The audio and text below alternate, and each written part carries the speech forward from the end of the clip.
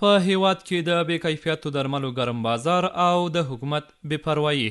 په هېواد کې د نورو روغتیایي ستونزو ترڅنګ یوه لویه ستونزه بې کیفیته درمل دي چې په آزاد ډول راواردېږي. په درملتونونو کې بې کیفیته او غیر معیاري درمل، همداراز خوراکي او غیر خوراکي توکي په آزاد ډول پلورل کیږي. د کابل ښاریان وایي د ډاکټرانو لخوا چې کوم درمل ورکول کیږي، د دې پر ځای چې درمل یې ناروغ ته ګټه ورسوي، زیان ورته رسوي. دوی شکایت کوي چې د ځینو درملتونونو او ډاکټرانو لخوا ورته دا ډول درمل ورکول کیږي چې نه یوازې اغیز نه لري، بلکې ځینې مهال یې حالت نور هم ناوړه کیږي. نه معده مې اوس خوږېږي، پړسېږي، زه مې خرابېږي، اعصاب مې ضعیفه دي، نه مې کومه ګولۍ مې اخیستې فایده نه ده کړې.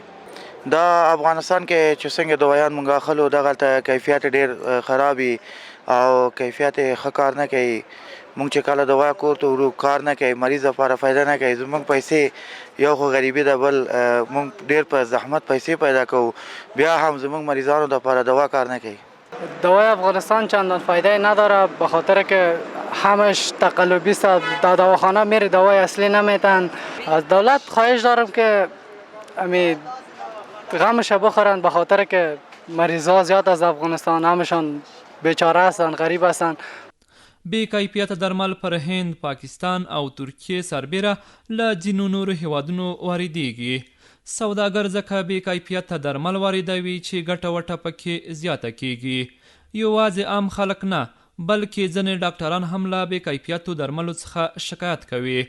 دوی وایي موږ د ناروغانو په درملنه کې هڅه کوو، خو ستونزه دا ده هغه بهرنۍ کمپنۍ چې افغانستان ته درمل واردوي، هغوی ټولې د سوداګرو په خوښه درمل جوړوي چې کیفیت یې ډېر ټیټ دی. چې ګر څه اوس خو موږ په هېواد کې دومره ترقي او پیشرفت نه ده راغلی چې موږ خپله کارخانې ولرو یا فابریکې ولرو د دوا جوړولو. نو اوس زموږ تا 95% درمل له بهره راواردېږي. نو هغه کوم 15% کارخانې چې یا دوا یې موږ استفاده کوو په خپل هېواد کې، نو هغه دوایي دلته د موږ د تجارانو په فرمایش باندې راځي. د درملتونونو مسؤلین بیا وایي چې د حکومت لخوا کنټرول نشته، نو ځکه سوداګر د خپلو شخصي ګټو په موخه بې کیفیته درمل واردوي. تا ته خو دا مشکل معلوم دی، سرحدونه باز دي، کنټرول مکمل نشته. مثلا د پاکستان سرحدونه دي، د هلمند نیولې ته کونړ پورې د ټول سرحدونه خلاص دي. نو چیرې چې کنټرول نه وي مشکله ده ډېره. حکومت هم مني چې بې کیفیته درمل واردېږي، خو دوی وایي چې د مخنیوي لپاره یې نوي ګامونه اخیستي دي چې له هغو څخه یو د خوړو او درملو ملي ادارې رامنځته کول دي. یاده اداره وایي هڅه کوي چې د بې کیفیتو درملو د واردولو او قاچاق مخه ونیسي. د دې په خاطر چې دا ستونزې تاسو یاد کړئ دا موجودې وي، د همدې لپاره د افغانستان اسلامي جمهوریت جلالالمآب ولسمشر او رهبرۍ دا تصمیم یو مستقل اداره جوړه شي چې تر څو کامله او پوره او مشخص توجه هم دې برخې ته چې هم پکې د غیر قانوني کړنو مخه ونیول شي، هم د قاچاق مخه ونیول شي، هم د بې کیفیته او جعلي او تقلبي دوايانو او یا غذا.